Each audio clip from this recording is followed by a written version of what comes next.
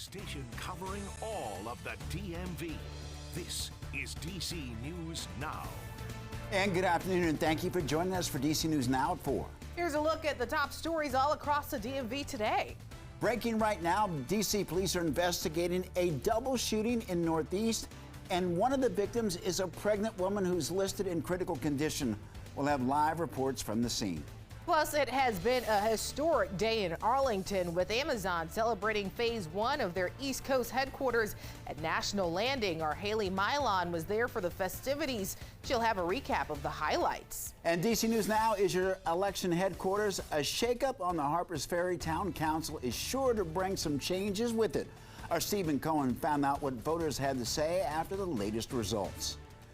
And breaking news, a pregnant woman and another man were shot in Southeast D.C. in what investigators are calling an attack in broad daylight. You're watching DC News Now at 4. I'm Mark Hall. And I'm Annalisa Gale. That unidentified woman is in critical condition again, and now the search is on for two shooters who police say used assault rifles in the crime that an assistant police chief called heinous. Yeah, this happened at Minnesota Avenue and Dick Street in Northeast. Our Leonard N. Fleming has been out on the scene all afternoon and spoke with investigators. And Leonard, the police have video and stills of the getaway car. Mark and Annalisa, yes, they do. The car carrying the pregnant woman and her male companion drove here from another location to this area here. And yet this is, Mark and Annalisa, this is yet another brazen shooting in broad daylight that has happened in this city. At 11:20 a.m., shots rang out in the 300 block of 37th Street Southeast. That's where two men with assault rifles opened fire on a car carrying a pregnant woman and a male. Police say 2 minutes later, the pair drove the bullet-riddled car with several holes in the passenger side windshield to the 3900 block of Minnesota Avenue Northeast and parked outside a McDonald's. Authorities arrived and took them to an area hospital. Police have multiple videos of the shooting and released pictures of the two alleged assailants. Assistant Police Chief Andre White called it a targeted and isolated attack. And police have said they really need the public's help in solving this crime. They still don't have any suspects in custody. Reporting live from Northeast DC, Leonard N. Fleming, DC News Now. Back to you. All right, Leonard, thank you. And more breaking news. This afternoon, we learned the victim of a deadly shooting in Langley Park in Prince George's County last night was a 16-year-old boy. Police have identified him as Kevin Ruiz Campos of Silver Spring. That shooting happened right around 5:30 on Riggs Road, and police found Campos in an apartment building parking lot with a gunshot wound. He was pronounced dead at the scene, and police still investigating.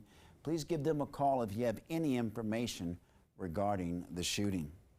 All right, turning outside now. We know it's been a really nice day, but looking ahead, we have some things to tell you. That's right. Change is coming. Meteorologist Damon Matson, as we look outside, my goodness, that looks so nice. Let's head over to meteorologist Damon Matson with a look at the forecast. Damon, change is coming. Indeed, and that's another reason, though, to enjoy just how beautiful it really is out there this evening. The sunnier skies and these warmer temperatures that we've been able to reach into here. Not too bad in the 70s as you go back through the I-81 corridor, parts of the Shenandoah Valley there, but off to the east, yeah, it definitely did warm up quite a bit. 84 at this current moment in D.C., 85 in Waldorf, so a nice warm sunny Thursday afternoon. Now that live shot that showed you a little bit of the picture, you may have noticed that sun is being filtered through what looks like a milky sky. Unfortunately, given the track of these latest storm systems across the Great Lakes and Northeast, we have roped in some of that wildfire smoke from Canada once again. The good news is it's staying in the higher levels of the atmosphere, so it's not going to impact our air quality, not have any impact on us here near the ground, but we certainly are going to see more of that milky sky, but we'll stay quiet as we go through the rest of your Thursday evening with those mild temperatures just tapering off into the 70s as we head into the night tonight. But like we've been talking about, tomorrow is a totally different story. We just got this update in a couple of hours ago from the Storm Prediction Center. We now have a level 2 out of 5 risk for severe storms that clips through southern Maryland, and then the chance for severe weather extends back over to the I-81 corridor and the Shenandoah Valley, as we are expecting a couple of rounds of severe storms And we're calling tomorrow a DMV First Warn Day with that threat in mind. So what should we be watching out for and when with some of this thunderstorm activity? We'll have your full forecast coming up here in just a bit. All right, thanks, Damon. Now to Northern Virginia, specifically the area that the community now knows as National Landing after Amazon's arrival. The company celebrated a milestone today with Governor Glenn Youngkin and other local leaders. They got to tour the brand new headquarters in Met Park. Our Haley Milon is joining us now. She got to tour it. Haley, what did you see? Annalisa, a lot of high-tech features and really neat collaborative workspaces. Now, all of this was once an old warehouse, and now it's really the heartbeat of National Landing. You have more than 2 acres of green space featuring a dog park, a playground, all of that flanked by these 2 high-rises, 22 stories each. Amazon emphasizes becoming part of the community here. A $2.5 billion investment right here in Virginia. Governor Glenn Youngkin praising Amazon's contribution to the region. Amazon says it's contributed $160 million to local schools and nonprofits during the build-out, first announced in 2018. And the building completed almost entirely with local labor. More than 8,000 men and women worked on this project. 97% of those people coming from right here in the DMV. Amazon says the towers run 100% on renewable energy, with 0 carbon emissions. Terraces and green spaces are infused throughout the complex. Infrastructure concerns have spanned from transportation to housing. Concerns swirl over pricing people out of the housing market.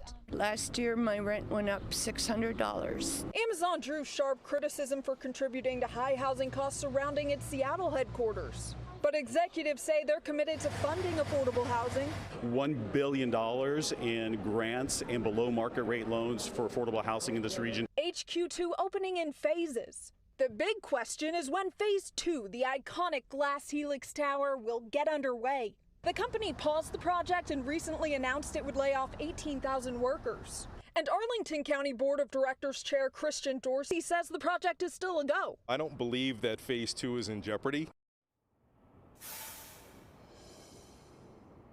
Yeah, that big question. Dorsey says he expects to hear more about Phase 2 next year. Now, officials say that street-level retail has tripled thanks to this project. And in just a few years' time, this area could be connected to the nation just steps away. A footbridge, a pedestrian footbridge, is in the works connecting Crystal City to Reagan National Airport. In Arlington, Haley Milon, DC News Now.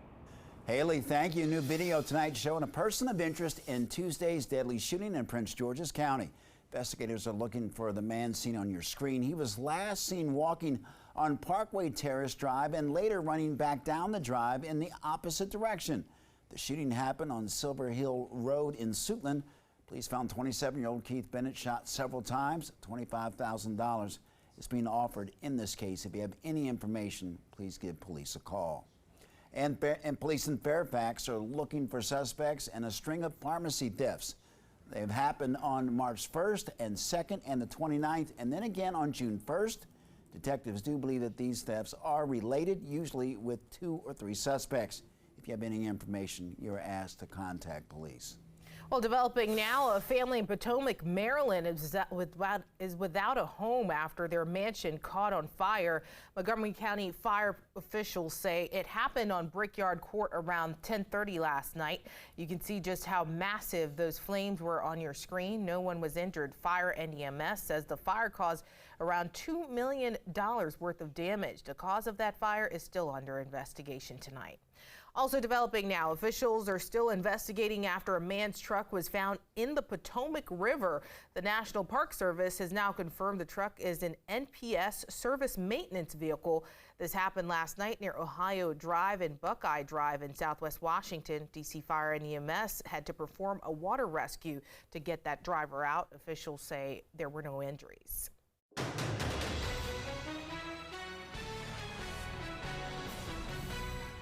We're turning to West Virginia now. In Harpers Ferry, voters have made sweeping changes on town council. Yeah, DC News Now is your local election headquarters. And as Stephen Cohen reports, tourism, highway construction, and more are the issues on voters' minds.